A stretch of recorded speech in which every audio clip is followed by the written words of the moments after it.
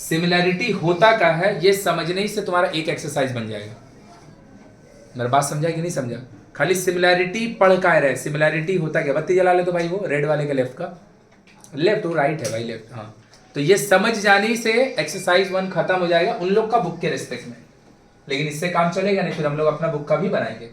Clear है? तो देख, सिमिलैरिटी हो समझने का ट्राई करना अच्छा से। पिछला दिन को चीज बोल रहे थे कि रेशियो एंड प्रोपोर्शन से एक ही चीज लेके आगे जाएगा, कॉम्पोनेंटो डिविडेंडो और एडेंडो का प्रॉपर्टी थोड़ा बहुत। ज्योमेट्री से मोस्ट ऑफ द चीज यही धरा रह जाएगा, जिसको लेके आगे जाएगा वो आगे लेके जाएगा, मतलब जो पहले बाद में फिर से लगेगा। इसीलिए सिमिलैरिटी सीखना ज्यादा जरूरी है सिमिलैरिटी का क्वेश्चन बनाने से।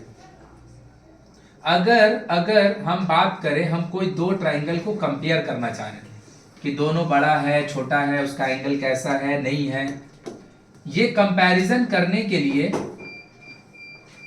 अगर हम बोल रहे हैं कि मेरा एज और कोई एक और आदमी उसका एज, हमको दोनों का एज का कंपैरिजन करना है, तुमको क्या करना पड़ेगा? दोनों एज का रेशियो निकालना पड़ेगा।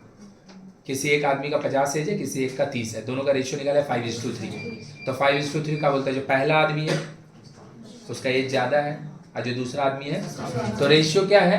एक तरीका है दो मैथमेटिकल डेटा को कंपेयर करने का। तो हम दो ट्रायंगल को कंपेयर करना चाहते हैं, कहाँ से करें? तो दो ट्रायंगल को कंपेयर करने का दो तरीका होता है, एक होता है कॉन्ग्रुएंसी, एक होता है सिमिलैरिटी। कॉन्ग्रुएंसी क्लास 7, 8, 9 सब में रहता है, सिमिलैरिटी पहला बार आया। तो कॉन्ग्रुएंसी होता क्या है पहले भैया उसको बता दीजिए।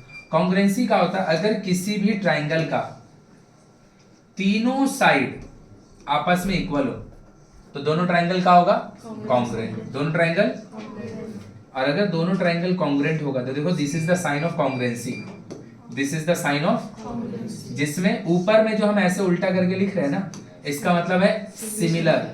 सिमिलर का मतलब होता है एक जैसा, ये इक्वल है मतलब दोनों बराबर है, दोनों बराबर है, इक्वल है। मतलब अगर कोई दो ट्रायंगल आपस में कॉन्ग्रुएंट हो गए, किसका साइन है? तो ये बोलता है ना कि दोनों ट्रायंगल का तीनों साइड इक्वल होगा। और सीपी सीधी का बोलता है अगर तीनों साइड इक्वल है तो बचा हुआ तीनों एंगल भी आपस में इक्वल होगा। तो हम बोल सकते हैं अगर दो ट्रायंगल कॉन्ग्रुएंट होगा इसका मतलब दोनों ट्रायंगल का तीनों साइड भी इक्वल होगा, तीनों, वेरी गुड, तीनों एंगल भी इक्वल होगा, दोनों का पेरीमीटर भी इक्वल होगा, दोनों का तीनों हाइट भी इक्वल होगा, दोनों का एरिया भी इक्वल होगा। एरिया मतलब अगर दो ट्रायंगल कॉन्ग्रुएंट है तो प्रूफ करने के लिए आपको खाली 3 कंडीशन लगता है, होता उसका हर कुछ इक्वल है। तो दो ट्रायंगल का काका चीज हो सकता है, दोनों का 3-3 साइड हो सकता है, दोनों इक्वल होगा, दोनों का 3-3 तो हाइट होगा, दोनों इक्वल होगा, दोनों का पेरीमीटर होगा, दोनों इक्वल होगा, दोनों का 3 एंगल होगा, तीनों इक्वल होगा, दो होगा, तीनों साइड होगा, मतलब दो कॉन्ग्रुएंट ट्रायंगल का ना हर कुछ। और जब कोई दो ट्रायंगल का हर कुछ इक्वल ही होगा तो देखने में एक अलग अलग शक्ल का जैसा लगेगा, देने में एक जैसा देखने में लगेगा। इसीलिए two triangles are congruent, this is the symbol for congruency. This says कि दोनों ट्रायंगल बराबर है, इक्वल है, और ये बोलता है कि दोनों ट्रायंगल सिमिलर है, मतलब देखने में एक जैसा है, और ये बोलता है कि दोनों बराबर है। तो this is what, this is congruency, way to compare two triangle. अब आया सिमिलैरिटी। सिमिलैरिटी नाम से ही मतलब आ रहा भैया इक्वल नहीं, सिमिलैरिटी का मतलब इक्वल है ही नहीं। सिमिलर का मतलब एक जैसा, जैसे मेरा और मेरा पिताजी का फेस सिमिलर है, सेम नहीं है। तुम्हारा मम्मी का फेस हो सकता है सिमिलर है, नहीं समझ में आ रहा मेरा बात। अगर हम बोलेंगे कि भैया हम बोर्ड में एक ताजमहल का फोटो दिल्ली वाला खोल दिए और वही ताजमहल का फोटो बोर्ड में बड़ा दिखेगा, वही ताजमहल का फोटो तुम अपना फोन में खोल दिया, छोटा दिखेगा, तुम्हारा स्क्रीन छोटा है, मेरा बोर्ड इतना बड़ा है, दोनों फिगर कॉन्ग्रुएंट नहीं है। कॉन्ग्रुएंट होगा तो दोनों इक्वल होगा, कॉन्ग्रुएंट होगा तो दोनों इक्वल होगा, कॉन्ग्रुएंट नहीं है सिमिलर है, कॉन्ग्रुएंट नहीं है सिमिलर है। आया मेरा बात समझ में?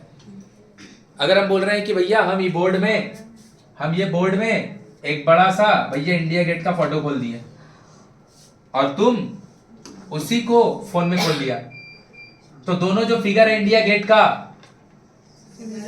वो कॉन्ग्रुएंट नहीं है, क्योंकि कॉन्ग्रुएंट होगा तो दोनों इक्वल होगा, सिमिलर है, एक जैसा है। हम एक स्क्वायर बना दिए हम एक स्क्वायर बना दें, कॉन्ग्रेंट नहीं है, सिमिलर है। कॉन्ग्रेंट नहीं है, सिमिलर है। हम अगर बोल रहे हैं कि कोई एक तो भैया मॉल बनना है, एग्रोपोलिस मॉल बनना है इतना बड़ा सा, तो का बस बनाना चालू कर देगा, चलो बनाते हैं, जहाँ जो दिल करेगा बना देगा, नहीं ना, उसका मॉडल बनाता होगा। मॉडल दो तरीका का बनता है, एक 2D मॉडल होता है, एक तो 3D मॉडल होता है। 2D मॉडल वो होता है जो बोर्ड पे भैया डायग्राम जैसा दिखेगा। 3D मॉडल है वो होता है जो सामने में दिखेगा, पूरा एकदम पूरा स्ट्रक्चर जैसा दिखेगा, जैसा मूवी वगैरह में दिखाता है, नहीं, बिल्डिंग का स्ट्रक्चर सामने बना रहता है, तो उसको हम लोग 3D मॉडल बोलते हैं। जैसे अभी देखिए कई सारा बिल्डिंग बनने वाला होता है, तो बनने से पहले ना बाहर में एक पोस्टर लगा देता है कि बनने के बाद ऐसा दिखेगा। तो वो जो बिल्डिंग का देखा है कि नहीं देखा है, आसपास में बिल्डिंग का बाहर में एक बस मत्ती जब खुलना चालू हुआ है उसी समय फोटो लगा देता है कि बन के ऐसा दिखेगा। तो का जो बिल्डिंग का मॉडल बना के रखा है, मॉडल ही है ना वो, एक्चुअल बिल्डिंग तो बनना बाकी है। तो कैसा मॉडल है वो? 2D। 2D है ना, देखा 3D होगा तो स्पेस ना घेरेगा, कैसा वो पिक्चर है ना, फोटो है ना, फोटो 2D होता है। 3D अगर होगा तो जगह लेगा, तो कैसा मॉडल है? 2D। लेकिन क्या जो एक्चुअल बिल्डिंग बनने वाला है उसके साथ वो कॉन्ग्रेंट है? नहीं, सिमिलर है। क्या है? तो भैया सिमिलैरिटी होता क्या है? तो सिमिलैरिटी पहले दिमाग लगा के देख, स्क्वायर स्क्वायर आपस में सिमिलर हो सकता है। हम अगर ये रूम का बात करें, ये रूम का भी हम कॉन्ग्रुएंट फिगर भी रेडी कर सकते, सिमिलर भी। ध्यान से देख कैसे, हम बोल रहे ये रूम का लेंथ जितना भी है भैया 26 फीट है, मेरा रूम हमको पता है, बाजू में एक 26 फीट लेंथ वाला एक और रूम बना दिया, इसका 13 फीट भैया ब्रेथ है, हमको पता है मेरा रूम है, 13 फीट वहां का ब्रेथ बना दिया, और इसका हाइट बताया भैया 11 फीट है, तो 11 फीट वहां का हाइट भी बना दिया। तो जो रूम बन के रेडी होगा वहां पे, वो इस रूम के साथ कॉन्ग्रुएंट होगा। सेम कलर करवा दिए उसमें, सेम बोर्ड लगा दिया, सेम पंखा लगा दिया, सब कुछ सेम टू सेम, तो दोनों रूम एक दूसरे का। अब हम क्या कर रहे हैं, इसका जितना लेंथ है 26 फीट, वहां पर हम 13 फीट ले रहे हैं लेंथ, आधा। इसका जितना ब्रेथ है 13 फीट, कितना वहां 6.5 फीट ले रहे हैं, आधा। इसका जितना हाइट है 11 फीट, वहां पे हाइट 5.5 फीट ले रहे हैं, आधा। क्लियर है? और फिर रंग जिसमें ऐसा किया वैसे ही करवा दे रहे रंग। और इसमें जितना पंखा बड़ा है भैया, मेरा पंखा जो है 48 इंचेस का है, तुम जाके देखेगा पंखा इंचेस में ही बिक्री होता है, वहां 24 इंच का पंखा लगा दिया। मेरा जो बोर्ड है वो 74 इंच का है, हम वहां पे 37 इंच का बोर्ड लगा दिए, मतलब हर कुछ को हाफ कर रहे हैं। तो जो वहां रूम बनेगा इसके साथ कॉन्ग्रुएंट होगा, सिमिलर होगा। मतलब पता, सिमिलैरिटी और कॉन्ग्रुएंसी ये ट्राइंगल का पढ़ाई का पार्ट नहीं है, ये दुनिया का कोई भी दो फिगर में सिमिलैरिटी और कॉन्ग्रुएंसी लगाया अपना सिलेबस में ट्राइंगल के ऊपर है। मेरा बात समझ में आ रहा है क्या? तो सिमिलर और कॉन्ग्रुएंट में डिफरेंस समझ में आ रहा है? सिमिलर मतलब देखने में एक जैसा होगा, सेम नहीं होगा, दोनों सेम होगा, लेंथ ब्रेथ हाइट में दोनों का area same, height same, perimeter same, सब कुछ सेम, तो फिर वो कॉन्ग्रुएंट होगा। इसीलिए कॉन्ग्रुएंट का नीचे में इक्वल टू होता है और ऊपर में साइन ऑफ सिमिलैरिटी होता है, और सिमिलर का जो सिंबल होता है वो सिर्फ ऐसा होता है कि दो ट्रायंगल सिमिलर है। दो ट्रायंगल काहे दो ट्रायंगल सिमिलर होगा भाई? दो दुनिया का कोई भी फिगर को हम सिमिलर कर सकते हैं। सिलेबस में मेरा ट्रायंगल है, इसीलिए हम लोग सिमिलैरिटी जो पढ़ने जा रहे हैं, हम लोग पढ़ने जा रहे हैं सिमिलैरिटी ऑफ ट्रायंगल्स। थोड़ा थोड़ा बात समझ में आ रहा है क्या? थोड़ा थोड़ा बात समझ में आ रहा है क्या? कि मेरे से मेरा पिताजी का फेस सिमिलर हो सकता है, सेम नहीं हो सकता है। हम मेरा पिताजी के साथ सिमिलर हो सकते हैं, कॉन्ग्रुएंट हम अपना पिताजी के साथ कॉन्ग्रुएंट तब होंगे ना जब मेरा हर कुछ 100% मेरा पिताजी के साथ आइडेंटिकल हो, वेट हाइट हर कुछ एकदम सेम टू सेम हो, तब जाके हम अपना पापा के साथ कॉन्ग्रुएंट होंगे। वो पॉसिबल नहीं है, तो फिर क्या हो रहा है वहां पे? सिमिलर। तो सिमिलर और कॉन्ग्रुएंट में डिफरेंस समझा? इसीलिए सिमिलर में हम लोग खाली बोलते हैं भैया हम लोग एक जैसा है, कॉन्ग्रुएंट बोलते हैं हम लोग इक्वल भी है और हम लोग एक जैसा भी। बोलो क्लियर है? तो भैया तो हम कैसे पहचानेंगे दो ट्रायंगल सिमिलर है या नहीं है? तो यहीं से आता है मेरा थ्योरम 1। थ्योरम 1 क्या बोलता है? दुनिया का कोई भी दो ट्रायंगल, दुनिया का कोई भी दो ट्रायंगल का अगर भीतर का कोई भी दो एंगल आपस में इक्वल होगा, दुनिया का कोई भी दो ट्रायंगल का भीतर का कोई भी दो एंगल अगर आपस में इक्वल होगा, तो थ्योरम बोलता है दोनों ट्रायंगल आपस में सिमिलर होगा।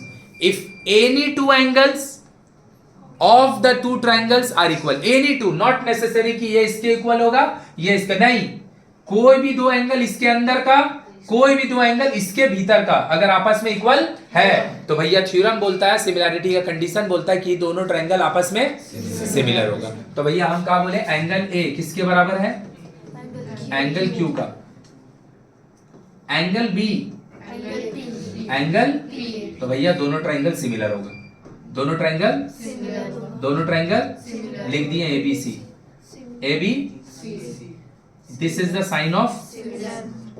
अब हम लोग लिखेंगे कॉरस्पॉन्डिंग एंगल को, मतलब हम यहाँ पे पी क्यू आर नहीं लिख देंगे, नो, ए जिसके बराबर है उसी आदमी का नाम पहले लिखेंगे, बी जिसके बराबर है उसी का नाम पहले लिखेंगे, सी जिसके बराबर उसी का नाम भैया बाद में लिखेंगे।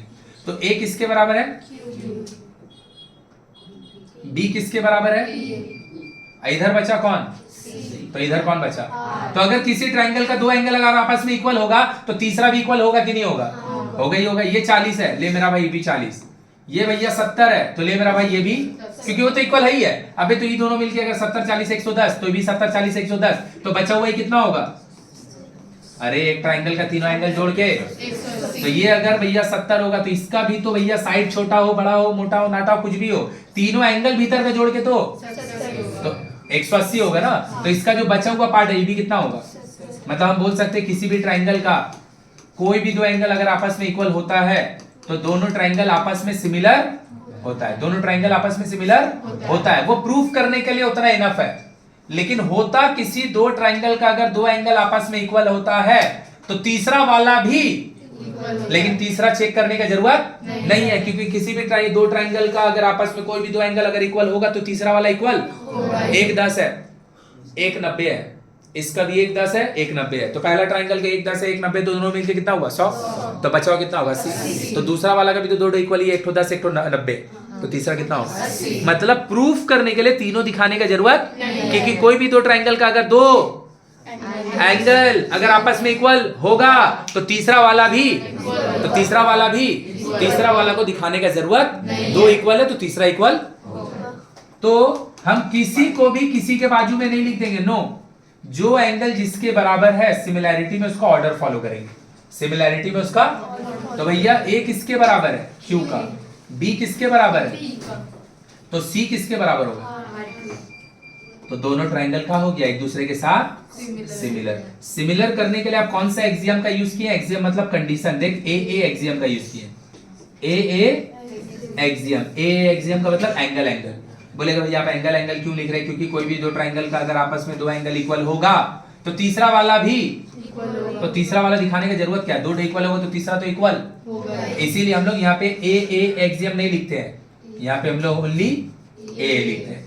तो बोलने का मतलब क्या है, अगर किसी भी दो ट्रायंगल का, अच्छा सिमिलर का मतलब समझा, कि अगर कोई एक फिगर है भैया आप बोर्ड पे खोल दिए कोई एक पर्टिकुलर लायन का फोटो, और उसी लायन का लिंक हम भैया बोर्ड से कॉपी करके आपका फोन में ही भेज दिए, क्लियर है, तो तू भी उसको खोलेगा तो वही ना लायन खुलेगा जो बोर्ड पे खुला है, तो दोनों लायन एक दूसरे के रिस्पेक्ट में क्या होगा, सिमिलर होगा।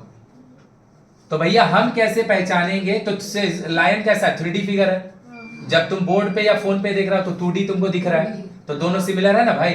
तो मेरा भैया लायन का, मेरा इंडिया गेट का, ताजमहल का सिमिलैरिटी का, एक्रोपोलिस का सिमिलर का क्वेश्चन नहीं है, हम लोग को सिमिलैरिटी चेक करना है किसमें, तो हम ट्रायंगल में कैसे चेक करेंगे कि कोई दो ट्रायंगल आपस में सिमिलर है या नहीं है। कॉन्ग्रुएंसी के लिए चेक करने के लिए क्या करता था, ऐसे ऐसे करता था, ऐसे ऐसे करता था, ए ऐसे करता था, अगर किसी को याद होगा तो RHS करता था। तो उसी तरीके से ये कॉन्ग्रुएंसी चेक करने का दो ट्रायंगल का तरीका है, उसी तरीके से दो ट्रायंगल का सिमिलर प्रूफ करने का जो एक्सियम है, कंडीशन है, उसको हम लोग बोलते हैं AA। What do you mean by AA?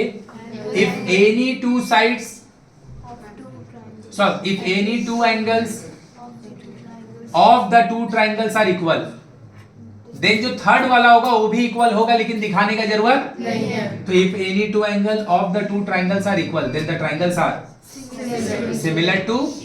तो भैया इसका नाम रखे ABC, यहाँ अंधा का तरह PQR RQP, PQR RQP RQP, कुछ भी नहीं लिखना है, जो एंगल जिसके साथ इक्वल है उसको सेम पोजीशन पे करके लिखना है। तो ये वाला A किसके साथ बराबर है, A किसके साथ बराबर है, तो ये दोनों एंगल को आपस में बोलते हैं कॉरेस्पॉन्डिंग एंगल। क्या बोलते हैं? तो what do you mean by corresponding angle? Very very important statement. Chapter बहुत इजी है, बस सिमिलैरिटी का आधा घंटा का कहानी सुन। तो भैया what is A angle and Q angle? किसी भी दो ट्राइंगल में जब आपस में दो एंगल बराबर होता है तो ट्राइंगल क्या होता है? सिमिलर। तो किसी के साथ तो कोई बराबर होगा ना, तो जो दो एंगल आपस में बराबर होता है दोनों को एक दूसरे का कॉरेस्पॉन्डिंग एंगल बोलते हैं। मतलब ए के रिस्पेक्ट में कोई भी कॉरेस्पॉन्डिंग एंगल नहीं है। ए के रिस्पेक्ट में क्यू कॉरेस्पॉन्डिंग है, बी के रिस्पेक्ट में पी है, और सी के रिस्पेक्ट में बोलो किसी को दिक्कत? और अगर कोई दो ट्राइंगल अगर आपस में सिमिलर है तो उसका कॉरेस्पॉन्डिंग साइड प्रोपोर्शनल होता है। तो उसका कॉरेस्पॉन्डिंग साइड्स, तो भैया क्या होता है कॉरेस्पॉन्डिंग साइड? उससे पहले समझा देते हैं प्रोपोर्शनल। अगर चार आदमी का तुमको पैसा दिया हुआ है, एक का पास 2 रुपया, एक का पास 4 रुपया, ई दोनों का जितना रेशियो का वैल्यू होगा, अगर ई दोनों आदमी का भी रेशियो का वैल्यू उतना ही है, तो पता है ये वाला बात को हम लोग बोल सकते हैं 2 4 10 20 यार। प्रोपोर्शनल का मतलब होता है इक्वल रेशियो। पहला वाला को दूसरा से डिवाइड दो, दूसरा वाला को सॉरी तीसरा वाला को, तो अगर आपको दोनों केस में सेम रेशियो मिलेगा तो इसी को ना बच्चा लोग बोलता है सेम रेशियो मिलेगा। जिसको समझ में आता है उन लोग बोलता है इन लोग चारों प्रोपोर्शनल है, इन लोग चारों प्रोपोर्शनल है। तो थ्योरम क्या बोलता है कि जो अगर किसी भी दो ट्राइंगल का कोई भी दो एंगल अगर आपस में इक्वल है तो ट्राइंगल का होगा, और अगर ट्राइंगल सिमिलर होगा तो जो एंगल आपस में इक्वल है उसके ऑपोजिट का साइड प्रोपोर्शनल होगा। जो एंगल आपस में इक्वल है उसका ऑपोजिट का साइड प्रोपोर्शनल होगा। बोले कुछ पल्ले नहीं पड़ा, चल अभी पड़ेगा। एंगल ए है, इसका ऑपोजिट में कौन साइड है? एंगल ए किसके बराबर है? उसके ऑपोजिट में कौन है? एंगल बी किसके कहां इधर है, इसके ऑपोजिट में कौन है? एंगल बी किसके बराबर है? इसका ऑपोजिट में कौन है? बचा कौन? सी, सी के ऑपोजिट में बचा कौन? आर, आर के ऑपोजिट में। ये तीनों जो होगा आपस में क्या होगा? प्रोपोर्शनल। अब इक्वल नहीं, क्या होगा? प्रोपोर्शनल होगा। क्या होगा ये? मतलब कोई भी दो ट्राइंगल का कोई भी दो एंगल अगर आपस में इक्वल होगा तो दोनों ट्राइंगल, हाँ triangle angle equal, angle equal होगा, एंगल इक्वल होगा, ट्राइंगल साइड प्रोपोर्शनल होगा। साइड साइड साइड साइड, कौन साइड प्रोपोर्शनल होगा? जो एंगल इक्वल है उसका ऑपोजिट का साइड पहला वाला ट्राइंगल से उठा, और जिसके साथ वो इक्वल है बाजू वाला ट्राइंगल का उसका ऑपोजिट को साइड को उठा, दोनों को डिवाइड मार दे। फिर यहां से जो जिसके साथ इक्वल है इसका ऑपोजिट का साइड को उठा, डिवाइड मार दे। जो एंगल इक्वल है उसका ऑपोजिट का साइड को उठा, डिवाइड मार दे। ये तीनों का जो रेशियो होगा इक्वल होगा, तो रेशियो इक्वल होगा। इसी को अंग्रेजी में मैथमेटिक्स में हम लोग बोलते हैं दे आर प्रोपोर्शनल। आया मेरा बात समझ में? तो ट्राइंगल सिमिलर कब? जब angle equal, angle sides proportional, triangle similar, triangle similar होता है, एंगल इक्वल होता है, साइड्स। तो क्या यहां का कोई भी साइड यहां का किसी भी साइड के साथ प्रोपोर्शनल है? नहीं। जो एंगल इक्वल है आपस में उसके ऑपोजिट का साइड, जो एंगल है उसका ऑपोजिट का। तो बीसी के रिस्पेक्ट में पीआर को कॉरेस्पॉन्डिंग साइड बोलते हैं। बीसी के रिस्पेक्ट में पीआर को, तो what do you mean by corresponding angle? When two triangles are similar then जो एंगल जिसके साथ इक्वल है वो एंगल उसका कॉरेस्पॉन्डिंग एंगल है। जब कोई दो ट्रायंगल सिमिलर है तो उसका कोई साइड पहले वाले का दूसरा वाला का किसी साइड के साथ तो भैया वो प्रोपोर्शनैलिटी का रिलेशन बियर करेगा ना।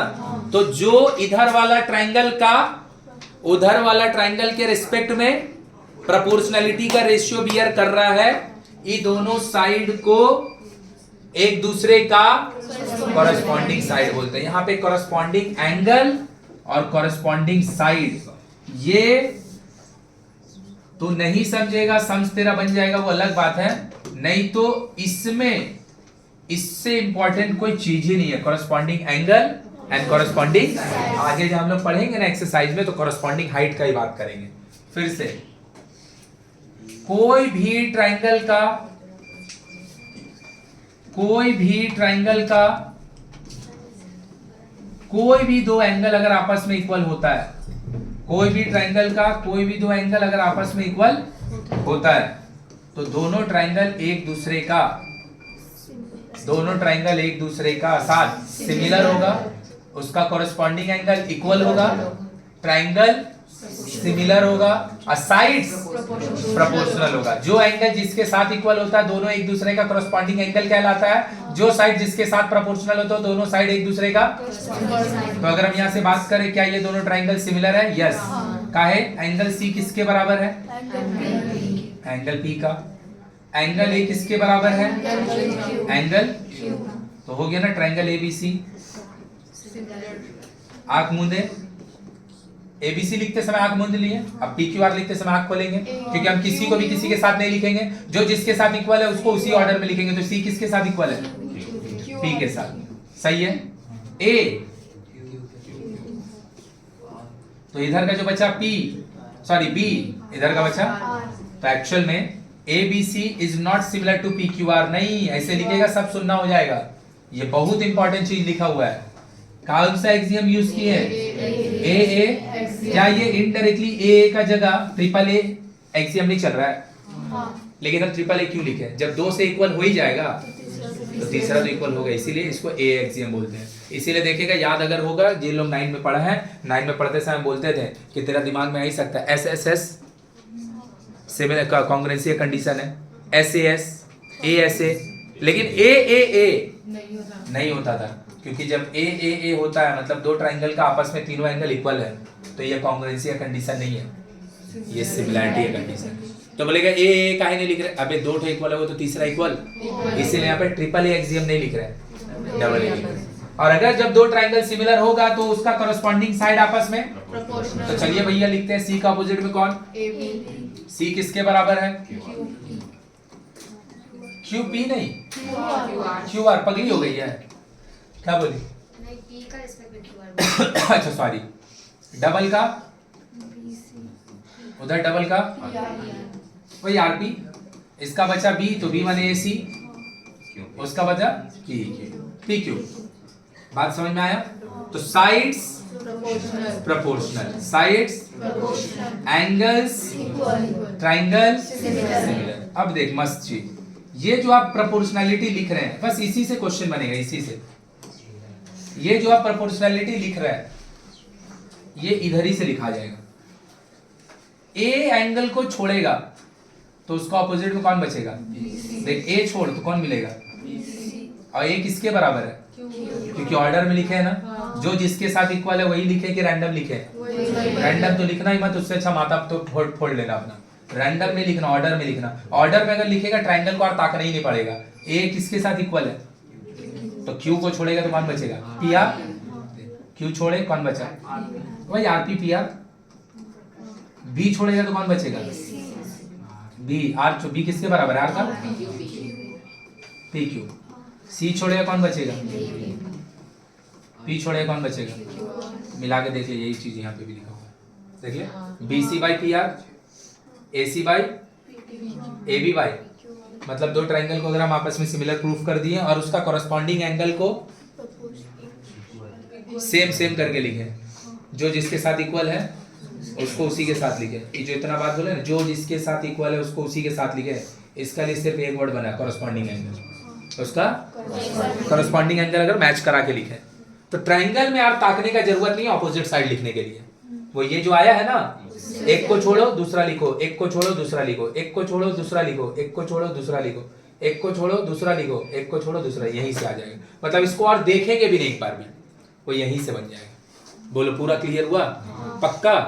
तो हम लोग अब थोड़ा सा सम्स बनाने चले। तो ये हम लोग का कौन सा थ्योरम हो गया भैया? थ्योरम 1 एक्सियम क्या है?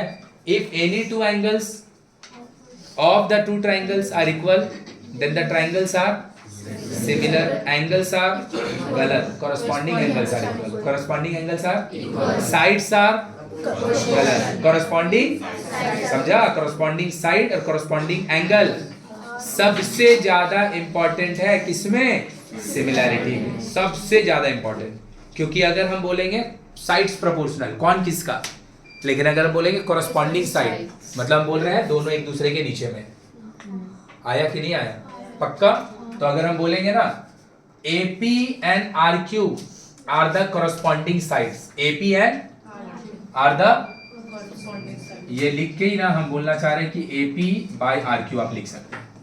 इसके बाद क्या होगा देखा जाएगा, मेरा बात समझ में आ रहा है क्या। तो कॉरस्पॉन्डिंग साइड मतलब जब प्रोपोर्शनैलिटी लिखिएगा तो एक के नीचे दूसरा कौन सा लिखाएगा, पूरा क्लियर हुआ बात।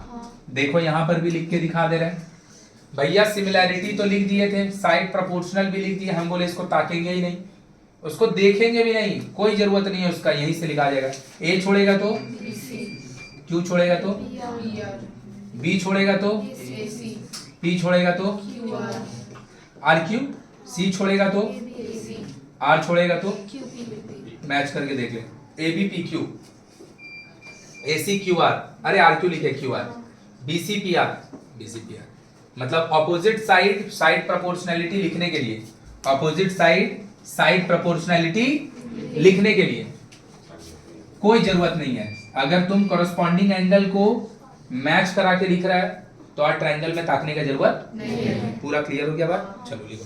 क्या लिखे थे statement, if any two angle of the triangles are equal then both the triangles are similar to each other and their corresponding sides are proportional. बस ये वाला बात लिखो, आगे हम समझाएंगे। ये वाला लिखेगा डबल एंगल सिंगल एंगल, समझा ना काय दिए हैं, ये बताने के लिए कौन किसके साथ इक्वल है। ये जल्दी से लिख।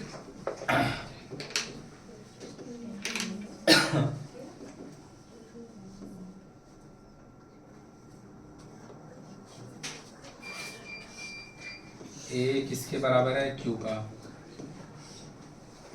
C किसके बराबर है, P का, B किसके बराबर है, R का, कॉरस्पॉन्डिंग एंगल।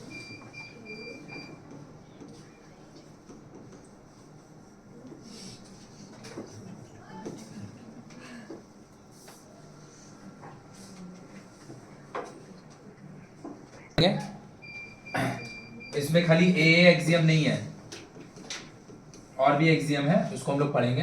देख हो गया, लिखा गया सबको। Triangles similar, sides angle equal, पक्का। लेकिन कौन सा, कॉरस्पॉन्डिंग साइड्स।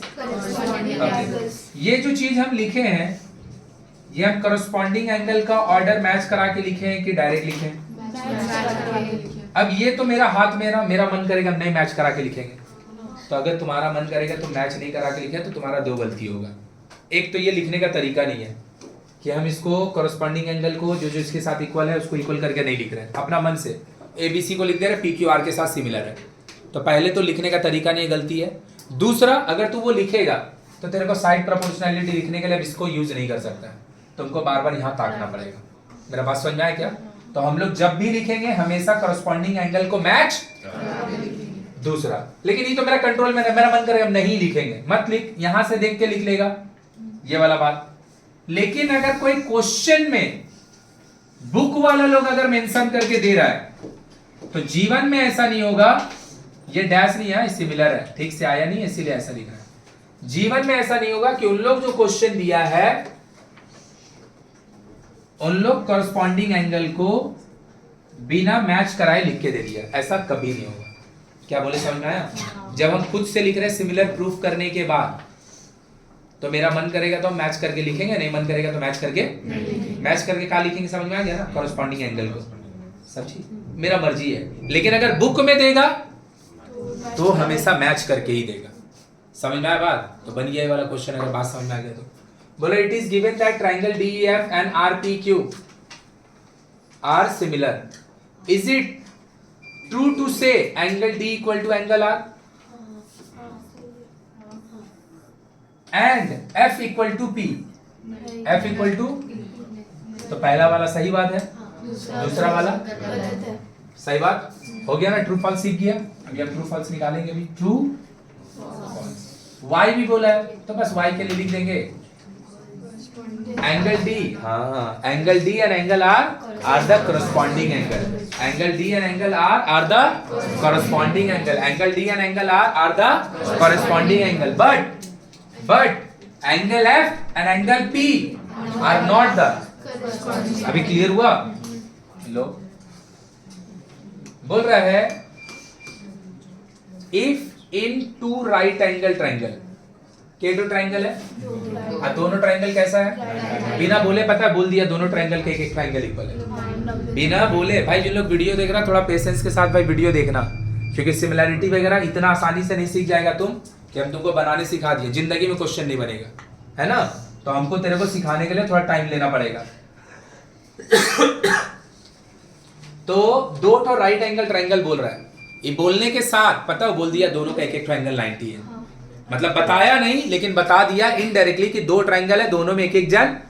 अब पता है सिमिलर प्रूफ करने के लिए एक एक एंगल का जरूरत है। One of the acute angle of one triangle is equal to one of the acute angle of another triangle. बोल रहा है एक राइट एंगल ट्राइंगल, दो राइट एंगल ट्राइंगल है तो दोनों का एक एक जन 90। अब दो दो जन जो बचेगा दोनों एक्यूट होगा, दोनों का एक्यूट में आपस में एक एक का एक्यूट भी दोनों का, तो बना can we say the two triangles are yes, क्योंकि दोनों का एक एक समझना है कि ऑब्जेक्टिव सिखा रहे हैं। यहाँ पे सब्जेक्टिव जैसा लिख के ऑब्जेक्टिव करवा रहा है, अपना बुक में क्या ऑब्जेक्टिव जैसा उसका शकल ही है। तो if two right angle triangle are there, ये बोलने के साथ दोनों का एक एक जन 90 हो गया, और दोनों का एक एक तो एक्यूट एंगल भी आपस में तो हो गया ना। अगर किसी दो ट्राइंगल का दो एंगल अगर आपस में इक्वल होगा, सिमिलर प्रूफ करने के लिए दो ही जन तो चाहिए। अच्छा यहां से क्वेश्चन स्टार्ट हो जा रहा है, यहां से क्वेश्चन स्टार्ट हो जा रहा है। तो चलो भैया क्वेश्चन दो चार तो बनाते हैं, ऑब्जेक्टिव फिर खोलेंगे। ये अपना बुक का नियम खोल रहे, पहले थोड़ा सा काम करने सिखा दे रहे। जब भी उन लोग देगा, उन लोग माने बुक में, तो भैया वो हमेशा ऑर्डर मैच करा के ही देगा। तुम जब खुद से प्रूफ करके लिख रहा है तो यस भी हो सकता है नो भी, लेकिन हम लोग नो कभी, हम लोग हमेशा ऑर्डर मैच करा के, लेकिन उन लोग हमेशा देगा ही देगा गारंटीड। मतलब पता ये देने का साथ वो बोल दिया BC और DF एक दूसरे के नीचे है, B छोड़ेंगे तो AC, FE, C छोड़ेगा तो, समझ में आया कि पता है ये वाला चीज देके तेरे को ये चीज दे रहा है। अब वहां से का दिया है, का मांग रहा है, देख लेते हैं। ए भी दिया 5 लिख दिया, जो जो दिया लिख दो ना। AC 7, DF 15, DE 12। बोला find the length of the remaining sides of the triangle. तो ये ट्राइंगल नीचे कौन बचा है, FE, और ये ट्राइंगल का, तो ABC वाले में BC नहीं दिया हुआ है, और DEF वाले में ये तीनों अगर आपस में इक्वल होगा तो क्या ये वाला आदमी इसके साथ इक्वल होगा? ये तीनों अगर आपस में इक्वल होगा तो ये वाला चीज भी, तो ये दोनों को इक्वेट कर, BC निकाल ले, ये दोनों को इक्वेट कर। लेकिन ऐसा हो सकता था कि यहाँ पर 4 वैल्यू देने के बजाय 1 जन 2 जन 3 जन 4 वैल्यू देने के बजाय सिर्फ 3 वैल्यू देता और बोलता रिमेनिंग निकालो, नहीं निकलता। क्योंकि कोई तो एक डेटा कंप्लीट दिया गया तभी ना काम होगा। तो ये वाला क्वेश्चन गलत है। नहीं गलत नहीं है, अधूरा है, ये सॉल्व नहीं किया जा सकता है। मतलब जब तू आगे पढ़ने जाएगा ना तो हम लोग का एक तो वर्ड आता है टर्म, जैसे कोई क्वेश्चन दे दिया एक आंसर दिया रहता है, नन ऑफ द अबव, मतलब ऊपर वाला कोई भी आंसर नहीं। क्लियर है ना। और एक बोलता है डेटा इनसफिशिएंट, मतलब सॉल्व करने के लिए जितना इंफॉर्मेशन चाहिए, MCQ में ये भी क्वेश्चन दिया था। तो अगर ये ऐसा होता तो गलत नहीं है, डेटा इनसफिशिएंट है, काम नहीं होगा। चलिए दोनों को इक्वल कर दें, तो BC बाई 15, 5 12, ये 4 बार में ये BC 25 4, BC सेंटीमीटर में दिया, सेंटीमीटर लिख दो। 7 बाई FE 5 12 सही बात, क्रॉस मल्टीप्लाई कर दो। 5 FE is equal to 80, FE equal to 84/5 ना, ये निकाल के देखेगा 16.8 आएगा। कितना आएगा? आइए निकाल के देखेगा 6.25 आएगा। डेसिमल में अगर नहीं करेगा मिक्स में कर, मिक्स में नहीं करेगा डेसिमल में कर, इम्प्रॉपर में तो इसको लिख के मत छोड़ देना। क्या लिखा है? अच्छा ये सब सिमिलर दिया, डैश में कन्वर्ट हो गया, बुक में सही से लिया नहीं इसलिए। ट्राइंगल ABC एंड DF का ये बस हो गया, बात खत्म। वो अगर दिया है वो माने बुक वाला तो वो सिमिलर ही देगा और कुछ नहीं दे सकता है। तो ABC अगर DEF के साथ सिमिलर है तो क्या हम उसका साइड प्रोपोर्शनैलिटी लिख सकते हैं? क्या होगा भाई? BC A छोड़ेगा तो BC, EF A छोड़ेगा AC, DF C छोड़ेंगे AB। चलो भाई जो जो दिया उसको देखो। AB दिया 4, लो D दिया 6, EF दिया 9, FD दिया है, ये FD ना 12, BC सही बात। हमको क्या बोल रहा है? Find the perimeter of the triangle.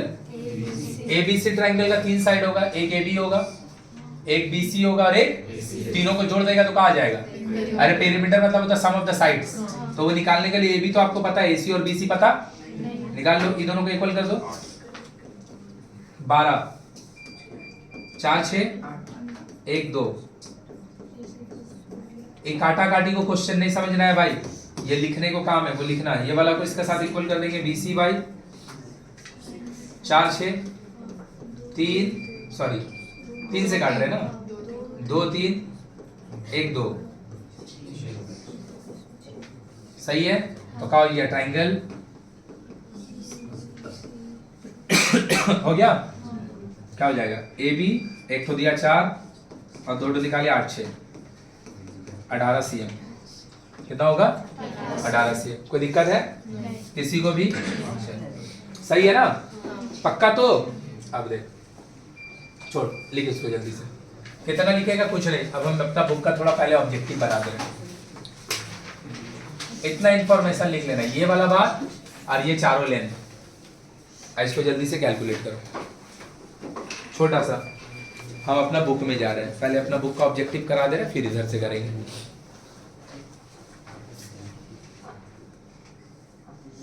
Similarity का लिए सबसे पहला वर्ड आएगा। सिमिलैरिटी क्या है भाई? Similarity is a way to compare two triangle. How to compare? If any two triangle if any two sides of the two triangle are two angles are equal. if any two angle of the two triangle are Equal. then the triangles are Similar to each other. angles are Equal. very good. Corresponding angle are corresponding sides are triangles are similar. क्या खाली triangle का similarity होता है? दुनिया में कोई भी दो फिगर का सिमिलैरिटी लगा सकते हैं। सिलेबस में ट्रायंगल का है। चलो जल्दी से लिखो। हटाए? थोड़ा थोड़ा बात समझ में आ रहा? अब इसमें कोई लिखने का नहीं है। हम थोड़ा सा अपना बुक का, फिर हम लेंथ वाला क्वेश्चन कर रहे हैं। अपना बुक का खाली 18.1 कर ले रहे हैं, क्योंकि अपना बुक का 18.1 हम लोग कर सकते हैं। तो किसी भी दो ट्राइंगल को देख मेरा भाई, सिमिलर करने के लिए उसका आपस में कितना एंगल इक्वल होना चाहिए? 2।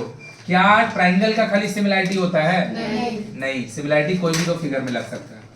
तो भैया आप बोलना क्या चाह रहे हैं? हम बोलना चाह रहे हैं, देख ध्यान से, अगर हमको कोई दो क्वाड्रिलैटरल को, कोई दो जिसका 4 साइड इक्वल होता है, 4 साइड होता है, 4 साइड इक्वल नहीं, ट्राइंगल को सिमिलर करने के लिए के दो एंगल को इक्वल का दिखाना पड़ेगा। क्वाड्रिलैटरल के लिए 3 जन को दिखाना पड़ेगा। के जन को? 3 जन। क्योंकि तू खुद से ही दो, कोई एक क्वाड्रिलैटरल का, कोई एक क्वाड्रिलैटरल का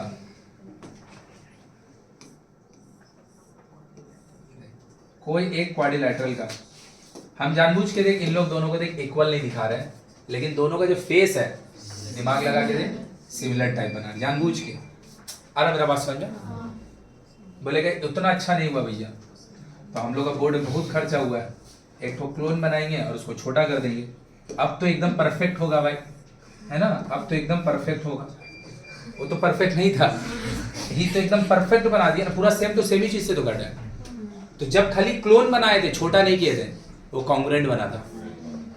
छोटा कर दिए सिमिलर बन गया, बड़ा कर देते तो भी सिमिलर। तो हम अब इसको हटाते हैं, हम रैंडमली बना रहे हैं ऐसे।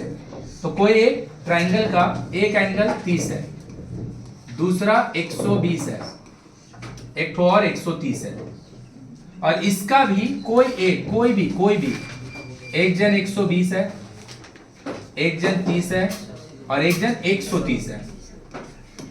तो किसी भी दो क्वाड्रिलैटरल का 3 एंगल आपस में इक्वल है ना, तो 3 अगर इक्वल होगा तो चौथा भी इक्वल ही होगा, क्योंकि चारों आदमी को जोड़ के 360 होना, दोनों मिलके कितना हुआ 250, 280, तो ये 70 होगा। मतलब किसी दो क्वाड्रिलैटरल को सिमिलर प्रूफ करने के लिए अगर सिलेबस में होता तो 3 एंगल को इक्वल दिखाना पड़ता। क्या होगा? और 3 अगर इक्वल होगा तो चौथा भी इक्वल, लेकिन चौथा दिखाना मतलब नंबर ऑफ साइड जितना होता है उससे एक पीस कम एंगल को आपस में इक्वल। तो हेक्सागन को अगर 2 को दिखाना है तो दोनों का 5-5 एंगल, दोनों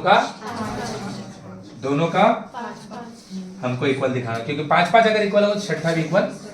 तो चल भैया पढ़ते हैं, समझ आएगा तो बढ़िया बात, नहीं समझ में आएगा तो और बढ़िया बात, फिर से समझाएंगे। Let us write the answer. All squares are congruent नहीं है। कॉन्ग्रुएंट वही स्क्वायर होगा, एक साइड को बनाए स्क्वायर का 5 सेंटीमीटर लेके, चारों 5, एक और बना दिए एक साइड को 5, चारों 5, तो दोनों का हो जाए कॉन्ग्रुएंट, दोनों।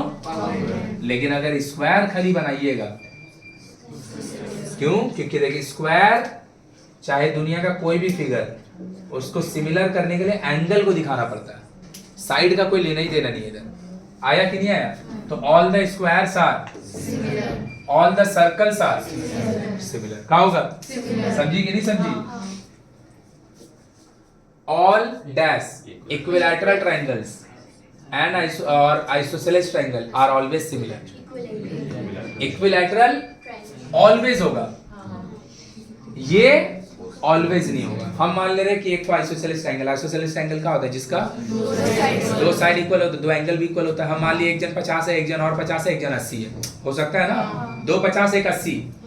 और एक isosceles triangle उसका 2 जन 20 है, एक जन 140 है।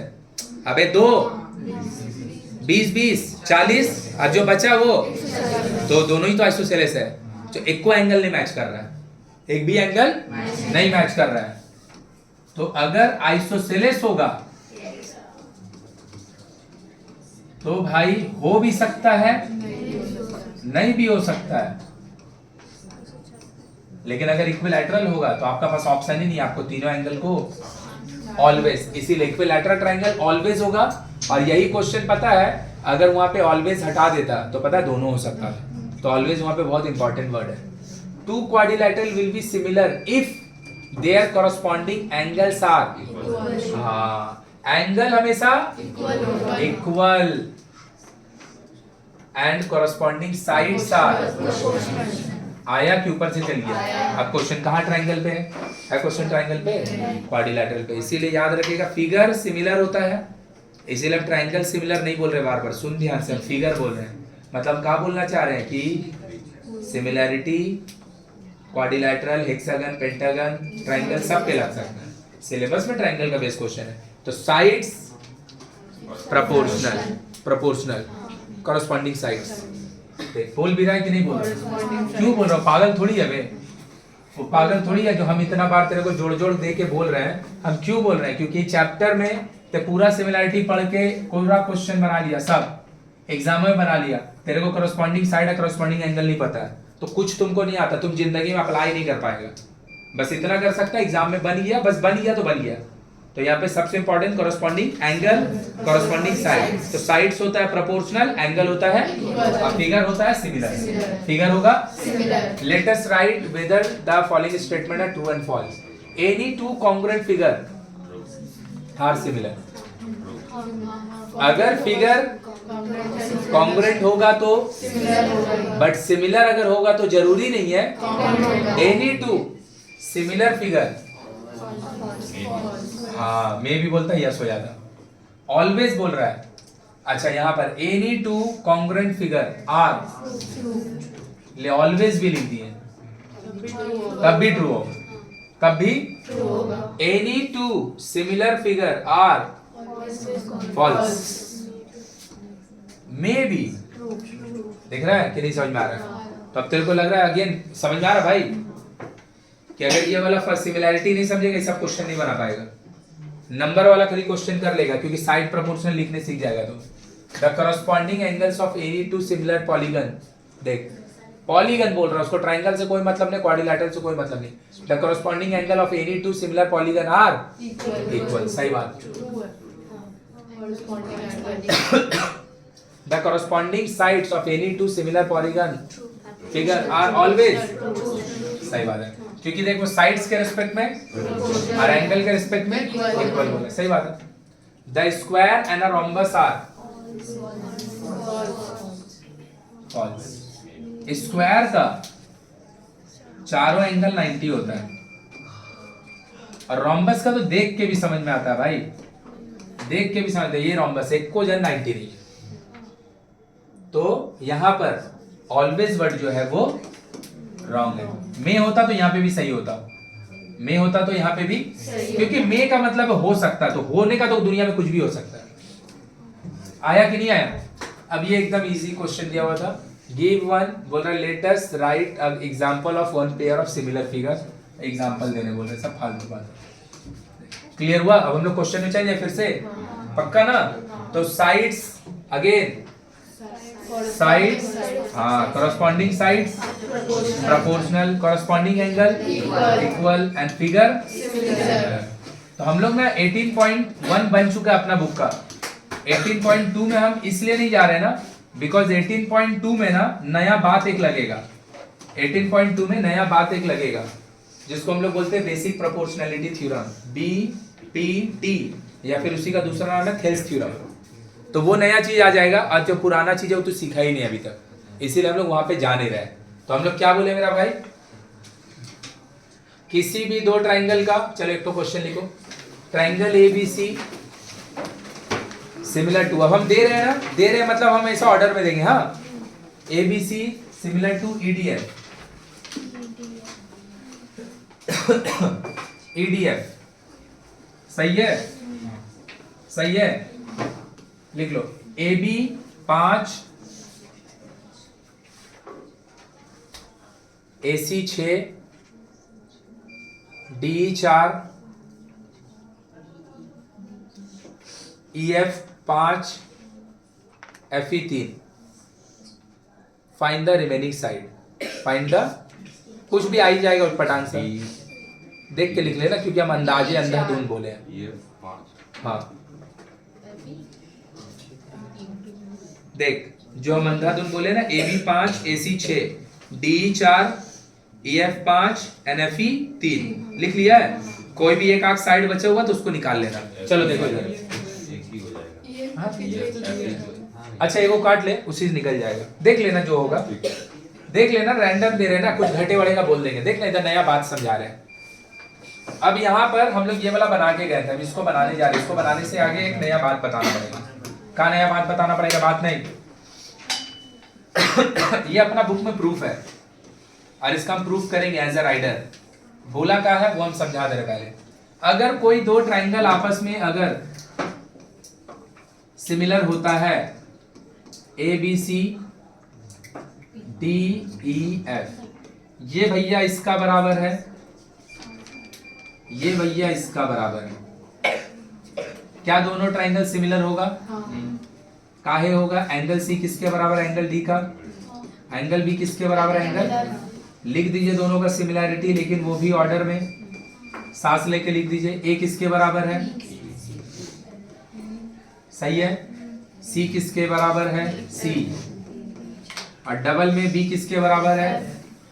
हाँ या ना?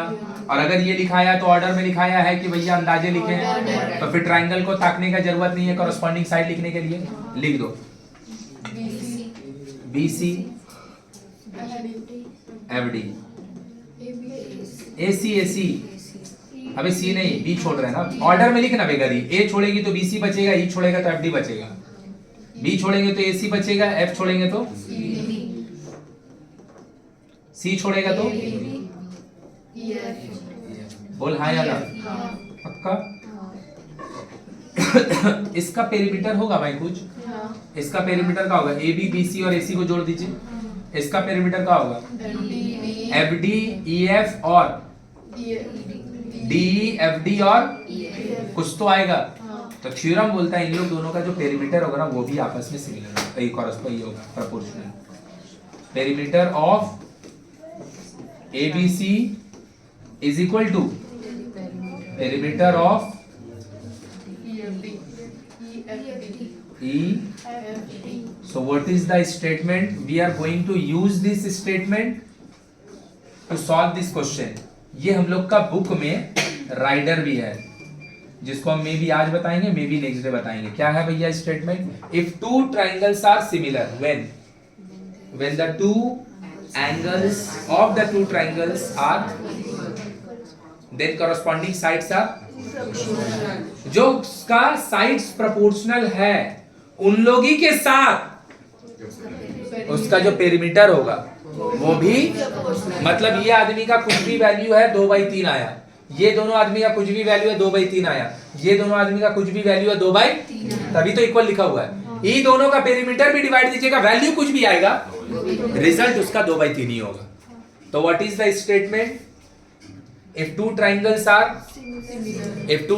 are then the sides are and with them perimeter is also proportional, perimeter is तो अपना बुक में और लोग का बुक में फर्क क्या? उन लोग का बुक में खाली सम्स बनाना है, अपना बुक में इसके ऊपर राइडर है जो हम लोग करेंगे। चलो लिखो जल्दी से। if two triangles are similar then their perimeter is proportional to the corresponding sides, then their perimeter is proportional to the corresponding sides। चलिए अल्लाह अगर पकड़ा ही किया है तो इसको प्रूव भी कर ही देंगे। हाँ इसके ऊपर काम कर ले रहे, इसके ऊपर प्रूव भी कर दे रहे। ये तो अडेंडो का प्रॉपर्टी है। हाँ हाँ अडेंडो ही से तो आएगा, लिखे बोले if two triangles are similar then their perimeters are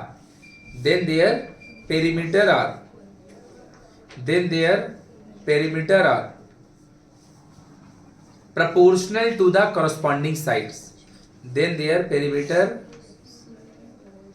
are नहीं होगा, perimeter is proportional to the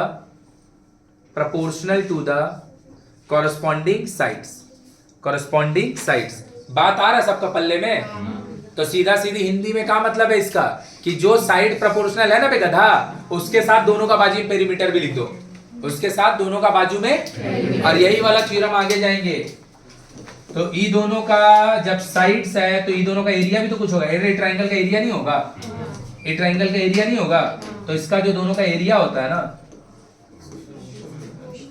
बस कुछ नहीं करते, इसके साथ स्क्वायर कर देते तीनों को।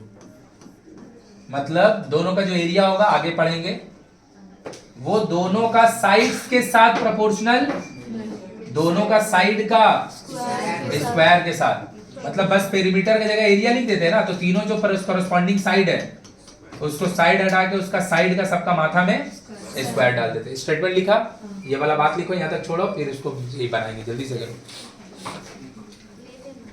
जल्दी करो।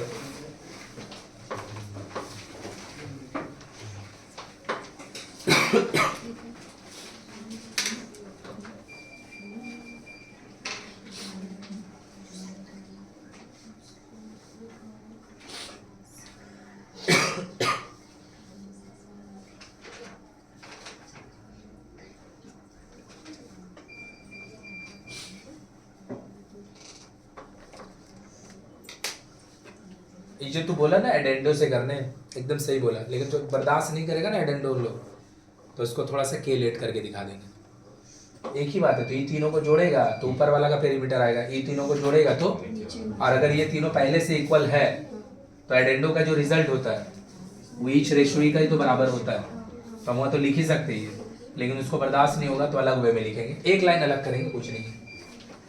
हो गया? जल्दी लिख। इसका अभी जो राइडर लिखेंगे बहुत इंपॉर्टेंट राइडर होगा।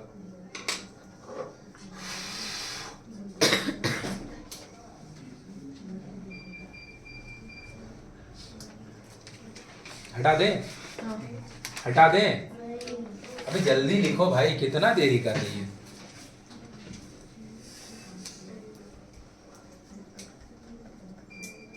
अबे साहब तो पागल, कुछ काहे लिख रही है उसमें? अपना मुंडी में लिख रहे हैं, उसमें क्यों लिख रही है? देखो इधर, तो अब ये वाला क्वेश्चन बना दे रहे हैं हम, देख लो। बोल रहा है A B C and P Q R are, और जब उन लोग बोलेगा तो हमेशा ऑर्डर में देगा। पेरीमीटर तुमको ए बी सी का दे दे रहा है, अब पेरीमीटर तुमसे पी क्यू आर का भी तुमको दे दे रहा है तुमको पी आर, अब मांग रहा है तुमसे। चलिए भैया साइड रेशियो लिखने चलते हैं, इसको देखिए, लिख दीजिए बी सी क्यू आर, बहुत बढ़िया। बी छोड़ेगा तो ए सी पी आर, सी छोड़ेगा तो,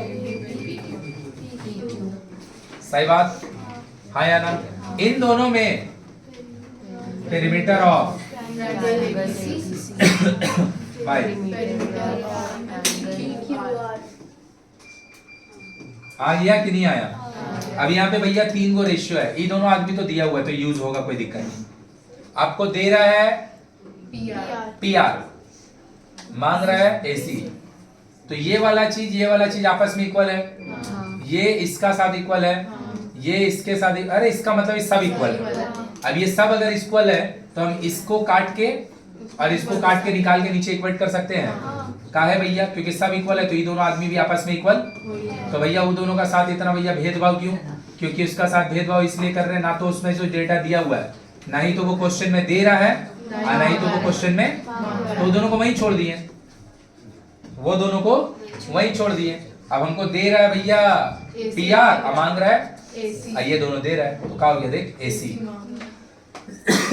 एसी पी आर कितना है 6, पेरीमीटर एबीसी का कितना है, अब पी क्यू आर का 8 से काट रहे 4 6, एसी इक्वल टू आ गया कि ऊपर से गया। अब देखिए क्यों निकालना पॉसिबल हुआ, क्योंकि जो तुमको दिया था पी आर और जो तुमसे मांगा एसी, ये दोनों पता है एक दूसरे का क्या है। अब देख तेरे को देता पी आर, मांग देता ए बी, देख ले नहीं निकलेगा, नहीं निकलेगा। क्यों? क्योंकि अगर तुमको ए बी चाहिए तो तुमको पी क्यू पता होना चाहिए, तुमको ये दोनों का दोनों आदमी नहीं पता है, तो इससे इक्वेट करके भी, क्योंकि ये दिया हुआ कंप्लीट क्योंकि ये 32 भी दिया हुआ है, इससे इसको इक्वेट करके क्या हो जाएगा, तुमको तो दोनों में से एक जन भी नहीं पता है, तो पता है अगर ए बी मांगा होता पी आर दे के आंसर नहीं आता, अगर बी सी मांगा होता उसको क्यू आर देना पड़ता, अगर ए बी मांगा होता उसको, अगर पी क्यू मांगा होता उसको ए बी देना पड़ता, मतलब दोनों करस्पॉन्डिंग अगर नहीं देगा डेटा इनसफिशिएंट हो जाएगा। इसीलिए जो क्वेश्चन में वो लोग मांग रहा है वो है एसी और जो दे रहा है वो है पी आर। ए सी बी को छोड़ के बना, अब पी आर क्यू को छोड़ के बना, जो दे रहा है ना दोनों एक दूसरे का। अभी क्लियर हुआ कि नहीं हुआ? चल छाप जल्दी से, अभी समझ में आया कॉरेस्पॉन्डिंग की तरह? समझ पा रहे तू पक्का? तो देखकर पढ़ने का ही नहीं आया, हाँ? तो मामा अगर यही पास में हमको पता चल गया है, तो ये अपना बुक का लिख लो, page number 251 application 13, page number 251 application 13, page number 251 application 13 ये हम लोग का बुक में राइडर दिया हुआ है और बहुत इंपॉर्टेंट राइडर है अपना बुक में। इसका ऊपर क्वेश्चन भी दिया हुआ है लेकिन बहुत कम क्वेश्चन है, लेकिन ये वाला प्रॉपर्टी का प्रूफ अपना बुक में दिया हुआ है। देख हटा दें, पेज 251 एप्लीकेशन 13 क्या बोला, ध्यान से देखो, समझने का ट्राई करो। देखो इधर पे सबको एकदम इजी है, लिख देंगे। बोल रहा है the perimeters of two similar triangles are proportional with their sides, with their corresponding sides. क्या बोलना चाह रहा है, इसको थोड़ा समझ लें।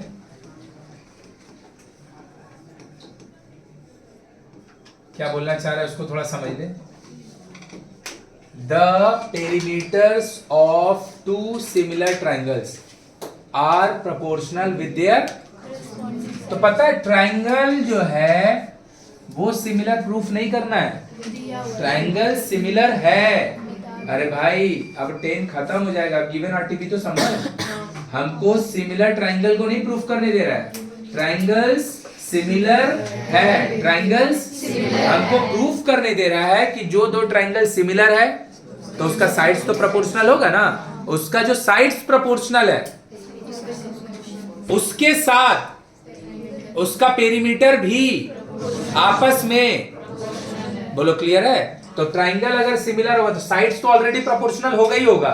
हमको उसका साइड्स को प्रोपोर्शनल प्रूफ, हमको उसका साइड्स का प्रोपोर्शनलिटी के साथ उसका पेरीमीटर को प्रोपोर्शनल करना उसका। तो हम क्या कर रहे हैं, हम अपना मन से दो ट्राइंगल ले रहे हैं ए बी सी। कैसे लिख रहे हैं ध्यान से देख, ए बी सी और एक लिख दे रहे पी क्यू आर। एक बड़ा लिख दिया एक छोटा लिख दिया, सही है।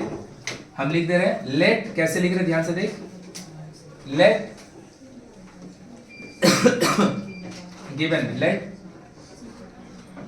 Triangle A B C similar to triangle P Q R. ये बोलने का मतलब हम बोल दे रहे कि ये इसके बराबर है, ये इसके बराबर है और ये इसके। हम इसको लेट कर लिए, let triangle A B C and P Q R similar.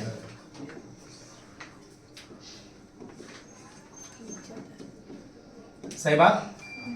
और ये अगर आप लिख रहे हैं तो यहाँ आप कॉमा दीजिए, सिमिलर तो आप साइन ही दे दे रहे, आर सिमिलर। क्लियर है। या फिर इसी बात को ऐसे लिख देंगे, two triangles A B C and P Q R similar. जैसे लिखना लिख दो, let A B C similar to P Q R. Then अगर ऐसा है तो क्या हम बोल सकते हैं, ए छोड़ेंगे तो बी सी बचेगा, बी छोड़ेगा तो बी छोड़ेगा तो ए सी बचेगा। मतलब पता है मेरा भाई, अगर तू ये दोनों ट्राइंगल को सिमिलर लेट कर रहा है, अगर ये दोनों ट्राइंगल को हम सिमिलर लेट, अगर ये दोनों ट्राइंगल को हम सिमिलर लेट, ये दोनों ट्राइंगल को सिमिलर लेट, तो पता है इसके साथ तू ये भी लेट कर रहा है इनडायरेक्टली। आया कि नहीं आया, क्योंकि ये अगर होगा तो ये भी तो होगा। तो ये हो गया मेरा गिवन, बस इतना ही इस गिवन। अब हम लिखेंगे आरटीपी। क्या लिखेंगे, आरटीपी। हमको क्या करना है, ई दोनों जो ट्राइंगल का कॉन्ग्रुएंट साइड लिखा हुआ है इसके साथ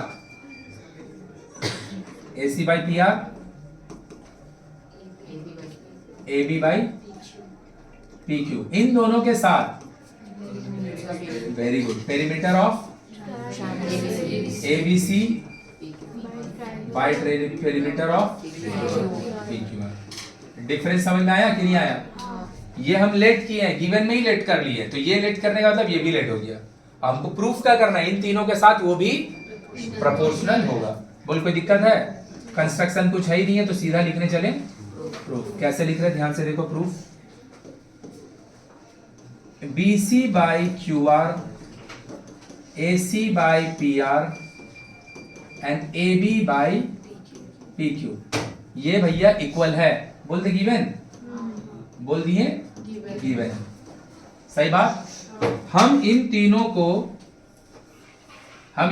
को लेट कर ले रहे हैं कि ये तीनों आदमी के हैं, ये तीनों आदमी के हैं। तीन जन इक्वल है तो ये तो बोल ही दिया कि के लेट करेंगे। लेट से कि BC by QR, AC by PR and AB by किसके बराबर है। तो अगर ये तीनों का रेशियो आपस में इक्वल है और ये तीनों अगर के बराबर है, हम अगर इन दोनों का भी डिवीजन को के लाके दिखा दें, काम हो जाएगा। आगे समझ में। अबे वो तीनों है, इसको के लेट कर लिए, इसको के लाके दिखा, काम हो जाएगा ना, पक्का। तो बस हो गया काम तुम्हारा। देखो कैसे लिख रहे हैं, ध्यान से देखो। Triangle, perimeter of triangle A B by perimeter of, पूरा लिखेगा पूरा ट्राइंगल। तो ऊपर वाले में क्या आप लिख सकते हो, ए बी सी में ए बी, वेरी गुड, बोल बोल बोल। ए सी मतलब सी ए, और इसमें बोल बोल बोल। देखना, एक पी क्यू हो गया, एक क्यू आर हो गया, अरे आर पी पी आर एक ही बात है ना। बस हम थोड़ा सा यहाँ पे रेशियो एंड प्रोपोर्शन का यूज कर रहे हैं, नीचे का पार्ट है यहाँ पे यूज कर रहे हैं। ये जो लेफ्ट की है ना, तो क्या हम बी सी इक्वल टू बोल सकते हैं, बोल दो के क्यू आर, हाँ या ना। ए सी इक्वल टू हम बोल सकते हैं, ये ऊपर का पार्ट है, हाँ, के ए बी इक्वल टू के पी। किसी को कोई दिक्कत? देख लो,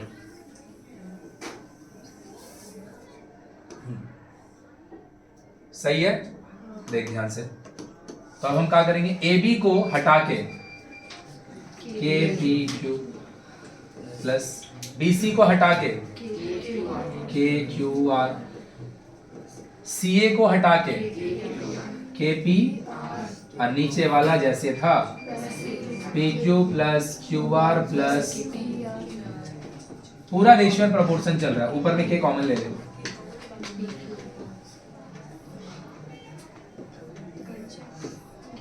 लिख के काट लेगा, लिख के काट लेगा, इक्वल टू के। तो ये तीनों को का लेट किए हैं हम, और हमको दिखाना कि इन तीनों का जो रेशियो का मैग्नीट्यूड है उसके साथ ये भी इक्वल। तो इन तीनों को के लेट कर लिए और इसको के लाके, इसको के लाके, इसका मतलब क्या, ये तीनों जितना होगा ये भी उतना ही होगा। बस ये करेंगे, इतना करने के बाद ये वाला पूरा बात को लिखेंगे और नीचे लिख देंगे। चलो छापो जल्दी से। समझ में आया कि अभी भी नहीं आया? पक्का? चल छाप जल्दी, जल्दी छाप।